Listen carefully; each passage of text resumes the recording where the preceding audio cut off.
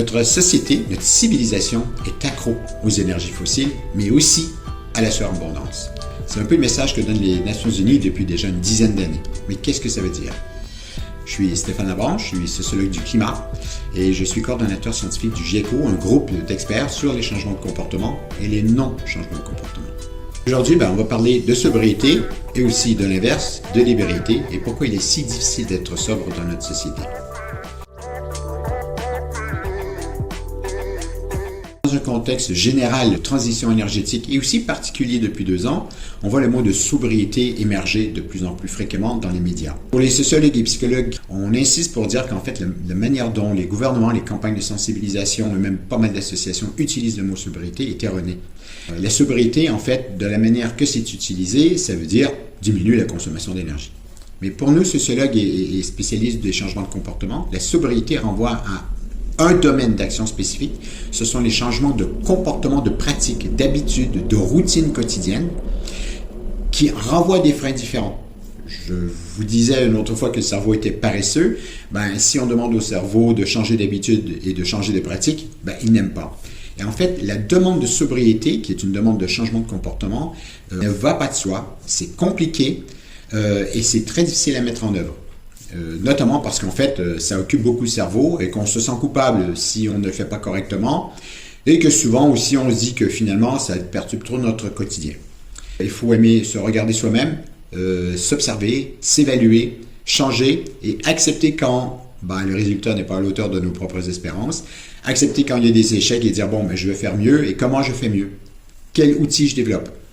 Et donc cet appel, cette injonction à la sobriété, c'est la dernière grande difficulté, a lieu dans un cadre d'une société qui en fait prône de manière implicite et explicite dans des publicités, dans nos modes d'achat, dans la consommation, dans la production, prône la surabondance. Et cette surabondance, en fait, elle est liée au fait que nous sommes accros aux énergies fossiles qui permettent cette abondance.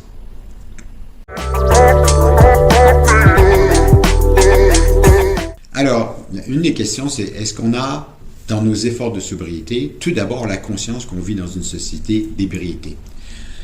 Il y a plusieurs explications à ça. La première explication cognitive, puis même neurocognitive, c'est qu'en fait le cerveau fonctionne plutôt bien aux récompenses immédiates. Et les récompenses immédiates, on en a dans une société de surabondance et toutes les applis, les jeux qu'on peut retrouver sur le téléphone ou sur les ordinateurs sont en fait fondés sur cette notion de base que le cerveau aime les récompenses immédiates.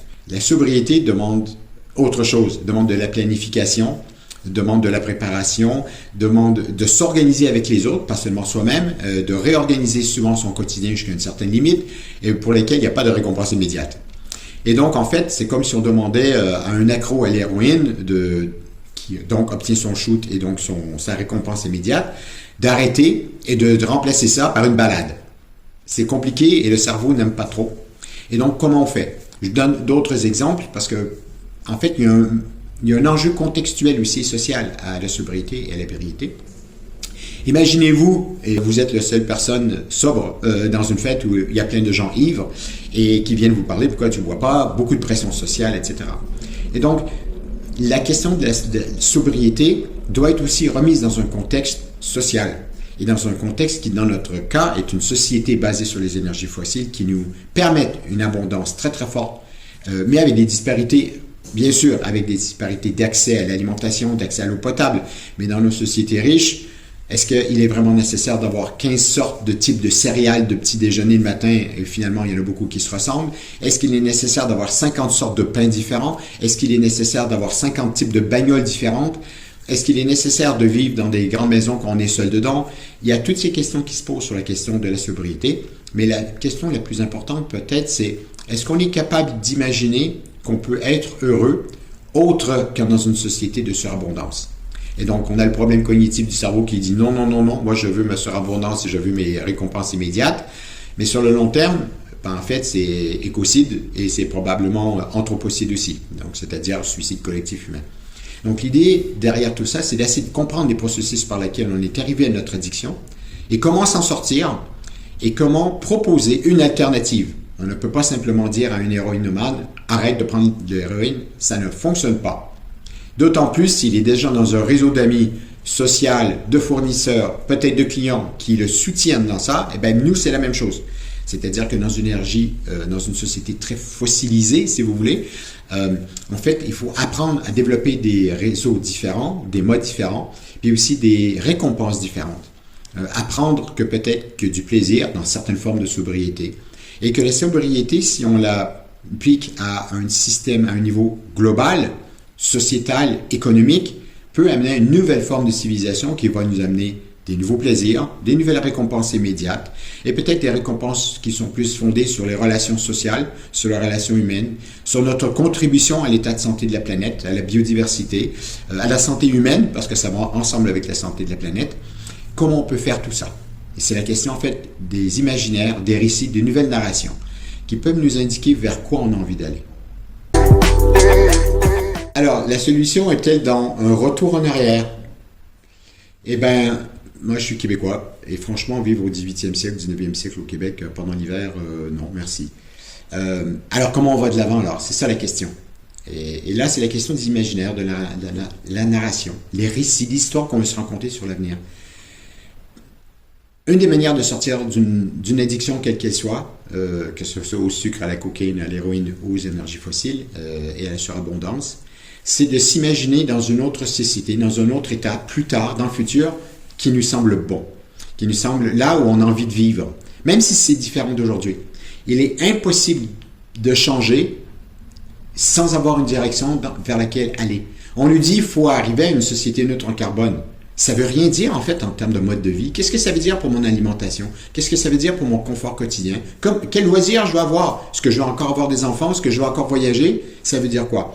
Et donc une société neutre en carbone et les scénarios catastrophistes qui nous sont sans cesse donnés par les instances internationales et scientifiques et nationales n'amènent pas au changement. Elles nous disent ce qu'il faut éviter, la catastrophe, mais pas vers quoi aller. Ça ne peut pas fonctionner ça. Pas pour le cerveau humain, pas pour la psyché. Il nous faut quelque chose de désirable.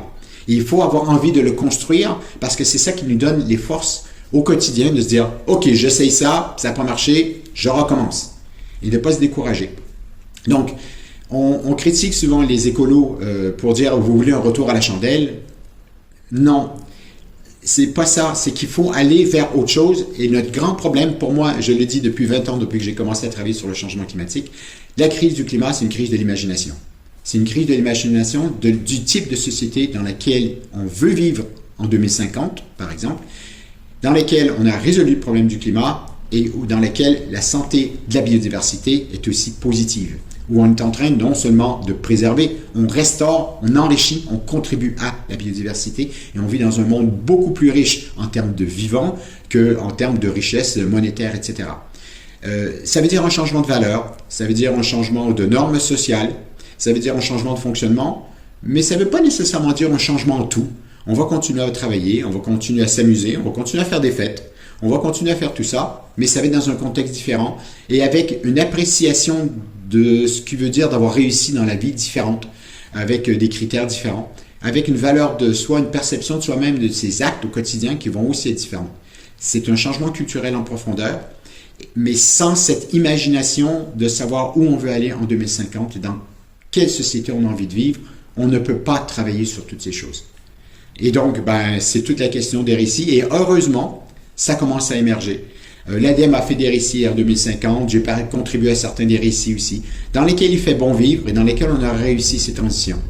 L'idée, c'est qu'il n'y a pas un seul des récits qui va être mis en œuvre. C'est de piocher dans des idées, de piocher dans l'imaginaire, de susciter des images pour dire « Ah, ça serait cool. Ah, ça, c'est une bonne idée. Ça, j'en veux pas. » Déjà décider de ce qu'on veut, de ce qu'on veut pas, mais ce qui paraît être vivable pour nous et nos enfants, c'est déjà un grand, grand pas vers la capacité à changer.